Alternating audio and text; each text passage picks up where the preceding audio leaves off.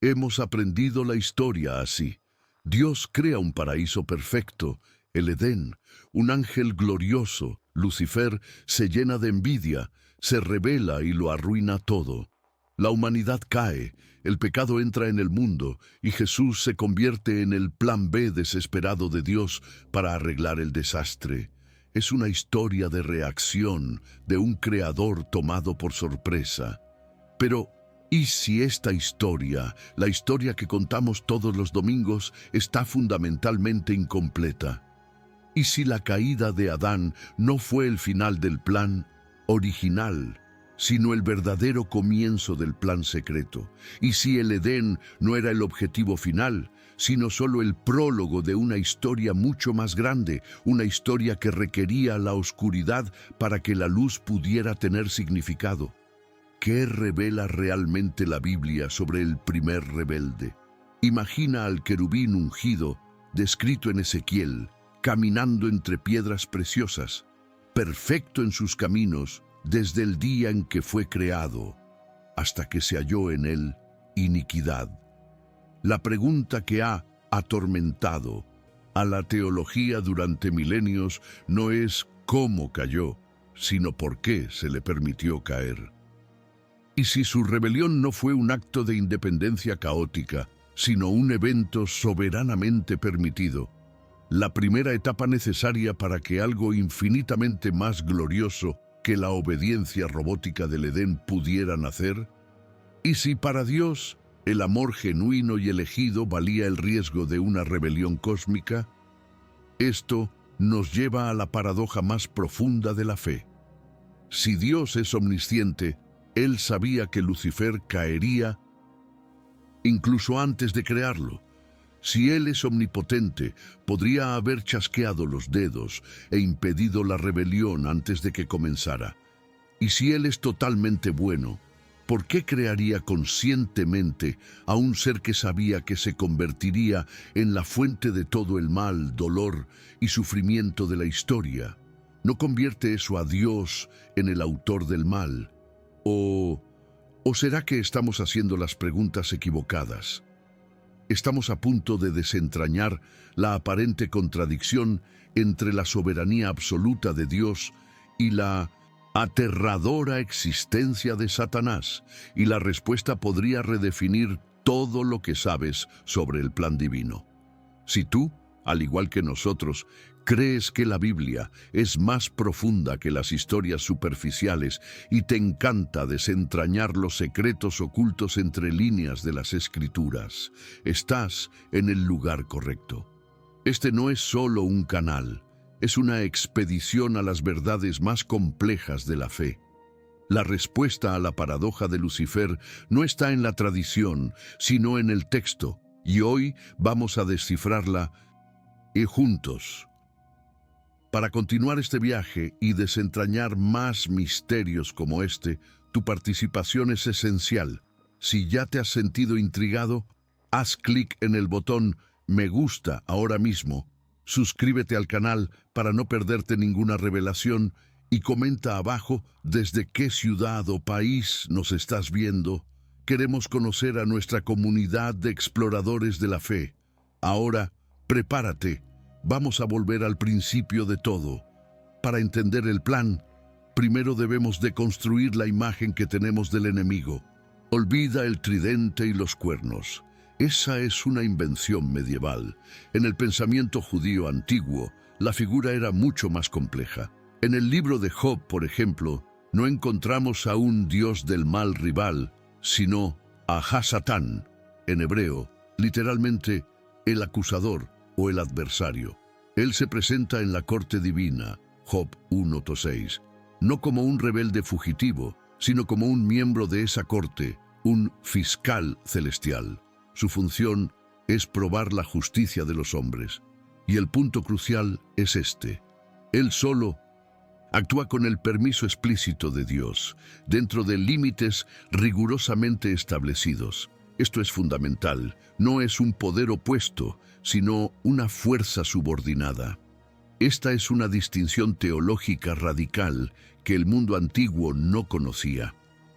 Las mitologías vecinas de Israel, como las de Babilonia o Egipto, estaban repletas de caos y orden, dioses de la luz y dioses de las tinieblas librando batallas cósmicas eternas como fuerzas iguales.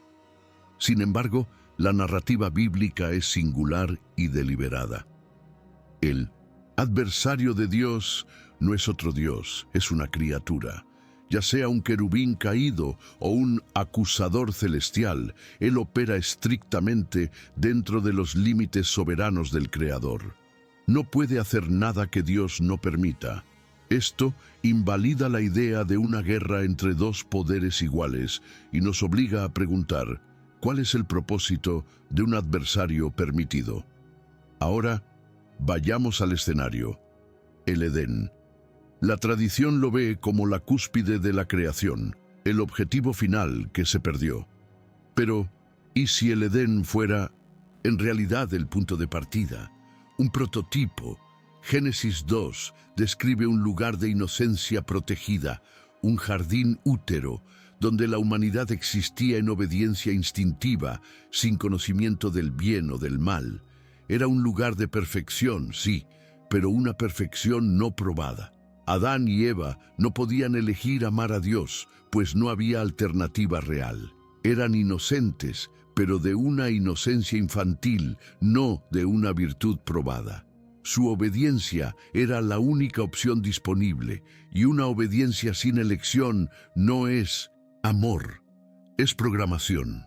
El drama se intensifica en el árbol del conocimiento. La serpiente, la voz de la alternativa, entra en escena. Y cuando la humanidad cae, la consecuencia inmediata no es solo la muerte, sino la expulsión.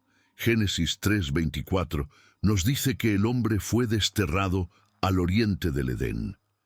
Esto no fue solo un castigo, fue el inicio del viaje humano en el mundo real.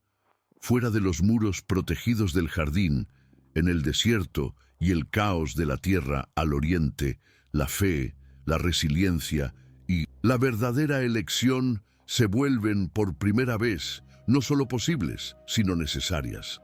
La humanidad fue forzada a crecer, a dejar la inocencia infantil para buscar la virtud madura. Aquí la paradoja alcanza su clímax. Tenemos un Dios omnisciente que crea un jardín perfecto. Coloca allí a una humanidad inocente y un árbol prohibido. Y Él permite que la voz de la rebelión, el adversario, entre en ese entorno controlado y presente la alternativa. Cada pieza en el tablero se mueve con una precisión aterradora. La caída no parece una interrupción accidental del plan, parece una parte coreografiada del mismo. La pregunta deja de ser ¿cómo entró el mal? Y pasa a ser ¿por qué Dios dejó la puerta abierta? La respuesta nos lleva a la revelación más impactante de todas. El objetivo de Dios nunca fue el Edén. La gran revelación, el punto de inflexión que recontextualiza toda la historia humana, es esta. El objetivo final de Dios nunca fue un Edén de inocencia obediente. Él no deseaba un zoológico de humanos sin elección, programados para obedecer en un entorno estéril. El plan secreto, la prótesis o el propósito de Dios establecido antes de la fundación del mundo siempre fue crear una familia de hijos redimidos, seres que lo eligen libremente en medio de alternativas reales y peligrosas. Para que esa elección tuviera algún significado, una alternativa genuina a la bondad de Dios debía existir. La necesidad de Lucifer, por lo tanto, no fue para Dios, sino para el libre albedrío. Su rebelión permitida creó la condición misma, el pecado, el conocimiento del bien y del mal, que hace que la redención no solo sea necesaria, sino infinitamente gloriosa. El plan secreto nunca fue evitar la caída. El plan secreto siempre fue Cristo. La prueba más contundente de este plan secreto no está oculta. Está a la vista de todos en el Nuevo Testamento. El apóstol Pablo, en Efesios 1, versículos 4 y 5, escribe que Dios nos escogió en Él, en Cristo, antes de la fundación del mundo, habiéndonos predestinado para ser adoptados hijos suyos por medio de Jesucristo. Piensa en el peso de esta cronología. Antes de que se formara el primer átomo, antes de que se plantara el Edén, antes de que Lucifer siquiera pensara en caer, el plan de redención en Cristo ya estaba establecido. Esto se confirma en Apocalipsis 13:8, que habla del Cordero que fue inmolado desde el principio del mundo. El rescate, plan B, fue escrito antes del problema, plan A. La caída no fue un accidente que requirió un rescate. La caída fue la contingencia planificada que convirtió el rescate, la gloria de Cristo, en el centro de toda la historia. Pero, ¿y la propia historia de la caída de Lucifer? Curiosamente, la Biblia es casi silenciosa al respecto. Los pasajes clásicos que usamos, Isaías 14, «Cómo caíste del cielo, oh lucero, hijo de la mañana», y Ezequiel 28, la lamentación sobre el rey de Tiro, son un fascinante caso de estudio. En la exégesis directa, sus profetas están hablando a reyes humanos, paganos y arrogantes, el rey de Babilonia y el rey de Tiro, usando la metáfora de una caída celestial para describir su arrogancia. Fue la tradición posterior, y no el texto original, la que tomó estas imágenes poéticas y las usó para construir la historia de fondo de la rebelión angelical. Esto no significa que no haya sucedido, pero muestra que el enfoque de la Biblia no está en la biografía del diablo, sino en la soberanía de Dios sobre él. La evidencia más clara de esta soberanía permanece en Job, capítulos 1 y 2. Esta escena de la corte celestial es nuestra visión más directa de la dinámica. Satanás no invade la presencia de Dios. Él se presenta, Job 1:6, entre los otros hijos de Dios. No actúa por cuenta propia, pide permiso. Y Dios soberanamente establece los términos exactos. Dios traza la línea. He aquí, todo lo que tiene está en tu mano. Solamente no pongas tu mano sobre él. Job 1:12. Esta no es una batalla entre iguales. Esta es una conversación entre un soberano y su fiscal encadenado. Satanás es, como dijo un teólogo, el mono de Dios.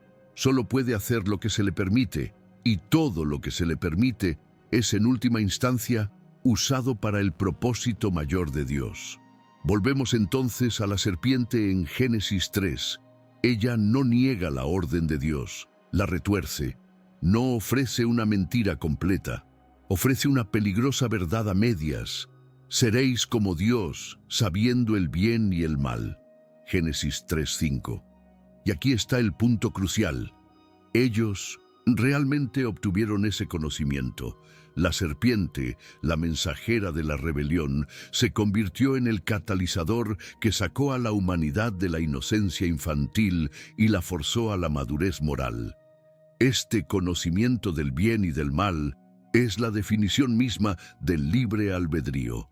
Fue el momento en que la elección se volvió real. Dios no tentó a Adán, pero permitió que la tentación entrara en el jardín para que la obediencia programada pudiera, eventualmente, ser reemplazada por la fe elegida.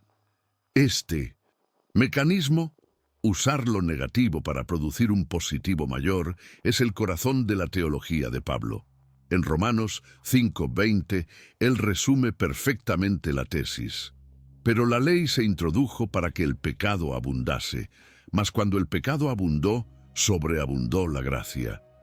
Dios no solo limpia el desastre del pecado, lo usa.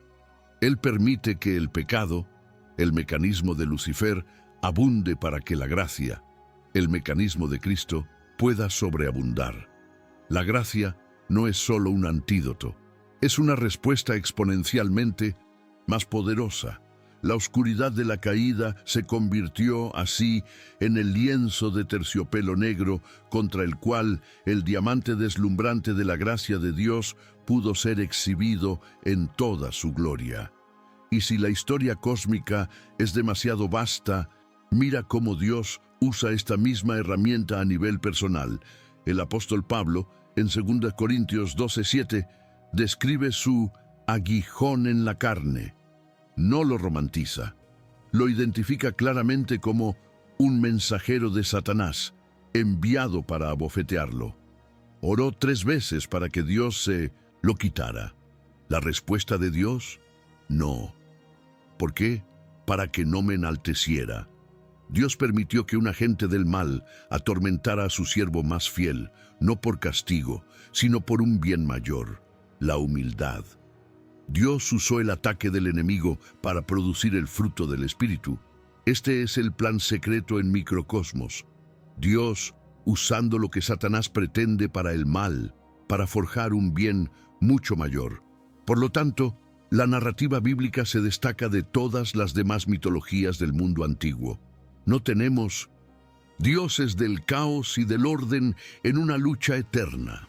Tenemos un creador soberano, un Dios tan poderoso, tan omnisciente y tan en control que puede tomar la rebelión de su criatura más poderosa, la caída de su creación más amada y el mal que siguió, y tejerlos todos juntos como hilos oscuros en su tapiz, creando una obra de arte redentora tan profunda y gloriosa que el Edén original palidece en comparación. El mal es real, pero nunca ha sido soberano. Fue, y siempre será, solo una herramienta en la mano del Maestro. Esta revelación nos obliga a redefinir nuestra comprensión de la soberanía de Dios. Se nos ha enseñado a ver a Dios como un rey que lucha por detener el caos, como si estuviera en una batalla reactiva y desesperada contra el diablo. Pero el cuadro bíblico que acabamos de pintar es el de un soberano absoluto, un maestro ajedrecista que está tan en control que usa la rebelión de su oponente para sus propios propósitos redentores. Lucifer no es un adversario que amenaza el trono, es una pieza en el tablero de Dios. Dios no está nervioso, preocupado por el próximo movimiento de Satanás. Por el contrario, cada movimiento que Satanás hace, desde la caída de Job hasta la crucifixión de Cristo, es, en última instancia, doblegado y redirigido por la mano soberana de Dios para cumplir su plan original e inmutable. Esto cambia radicalmente la forma en que vemos el problema del mal. El mal y el sufrimiento en el mundo no son una señal de la ausencia de Dios, ni una prueba de su debilidad o indiferencia. De hecho, según este plan, el mal es el escenario necesario donde las virtudes más profundas del universo pueden ser demostradas. ¿Cómo puedes conocer el verdadero significado del perdón si no hay pecado que perdonar? ¿Cómo puede la gracia sobreabundar si no hay un pecado que abunde? ¿Cómo puede la fe genuina ser probada y refinada si no en el fuego de la adversidad? La rebelión de Lucifer, al introducir la oscuridad, creó el contexto exacto donde la gracia, la redención y la fe elegida podían brillar con un significado que la inocencia del Edén jamás conocería. El corazón de esta aplicación teológica es el valor de la elección. Un sí forzado, un sí dicho en un vacío donde no es imposible, no tiene valor. Es el amor de un robot. La permisión de la caída de Lucifer y por extensión la caída de Adán revela lo que Dios realmente valora. Un sí auténtico, un amor elegido, una fe forjada en medio de 1000 alternativas y tentaciones. Dios valora un sí susurrado desde un corazón quebrantado en medio del mundo caído, mucho más que 1.000.000 de síes cantados por seres programados en un paraíso estéril. El objetivo de Dios no era la obediencia, era la filiación. Y para ser un hijo, y no un esladrón, Necesitas tener el poder de elegir. Lucifer fue el precio de esa elección. Esto nos trae directamente al espejo. Tendemos a mirar nuestras propias vidas de la misma manera que miramos el Edén. Creemos que existe un plan perfecto de Dios, un camino recto de bendiciones y obediencia, y que cualquier fallo, cualquier pecado, es un desvío trágico. Miramos nuestros momentos Lucifer, esos actos de orgullo, rebelión, egoísmo y pecado, y creemos que nos salimos del camino. Creemos que decepcionamos a Dios y que ahora estamos viviendo una versión inferior de la vida que Él planeó, un plan B de reparación. Cargamos con el peso de pensar que nuestros mayores fracasos interrumpieron el plan divino. Pero, ¿y si esta premisa cósmica que acabamos de explorar se aplica también a tu microcosmos personal? Esta verdad nos obliga a hacer una pregunta incómoda, pero liberadora. ¿Y si ese mayor fracaso tuyo, esa temporada de oscuridad de la que tanto te avergüenzas, ese fallo que crees que te definió, y si eso no fue un desvío del plan? ¿Y si ese dolor, esa lucha, esa caída, fue el campo de entrenamiento exacto que Dios, en su soberanía, permitió que atravesaras? No es que Él haya causado tu pecado, pero permitió la prueba. Permitió que conocieras la alternativa, que sintieras el peso de la elección equivocada, para que pudieras, un día, genuinamente elegir la luz, no por miedo o por inocencia, sino por un entendimiento profundo y probado de lo que significa la gracia. Piénsalo. Quizás ese valle oscuro no fue un castigo, sino una preparación. Quizás Dios permitió ese aguijón en la carne, ese mensajero de Satanás, en tu vida, no para destruirte, sino para vaciarte de tu propio orgullo, tal como hizo con Pablo. Quizás tu mayor fracaso fue lo único capaz de quebrar tu autosuficiencia y forzarte a depender totalmente de su gracia. La historia de Lucifer nos enseña que el plan de Dios no se ve frustrado por el mal, se cumple a través de él. Tu historia no es sobre cómo fallaste, es sobre cómo su gracia sobreabundó exactamente en el punto de tu mayor debilidad. Al final, la historia de Lucifer no es sobre el origen del mal, es sobre la magnitud de la soberanía de Dios. La caída del querubín ungido no fue un accidente cósmico que tomó al cielo por sorpresa, sino el primer movimiento oscuro permitido en un plan divino que siempre tuvo como objetivo no la inocencia forzada, sino la redención elegida. Dios permitió la rebelión para que la obediencia pudiera convertirse en amor. Permitió que el pecado abundara para que la gracia de Cristo pudiera sobreabundar. El Edén no era el fin, era solo la introducción a una historia mucho más grande, una historia donde la oscuridad sirve solo para hacer que la luz de la redención brille de forma incomparable. Dios usó la rebelión de Lucifer para revelar la gloria insondable de Cristo. Ahora, mira tu propia vida, donde intentó el enemigo usar algo para tu destrucción, pero Dios, soberanamente, lo usó para tu formación. ¿Cuál fue ese valle oscuro o ese fracaso doloroso que mirando hacia atrás ahora te das cuenta de que fue absolutamente necesario para forjar a la persona resiliente y llena de gracia que eres hoy? Queremos escuchar esa historia. Comparte tu testimonio de redención en los comentarios.